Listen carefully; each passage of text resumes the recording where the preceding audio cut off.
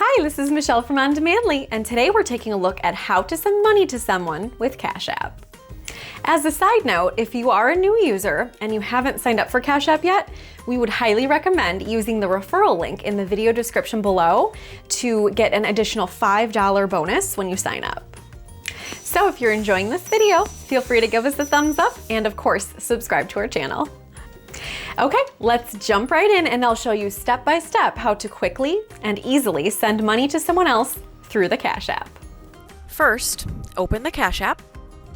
Next, enter the amount that you wish to send. Now tap Pay in the bottom right. Enter the person's name, cash tag, phone number, or email address.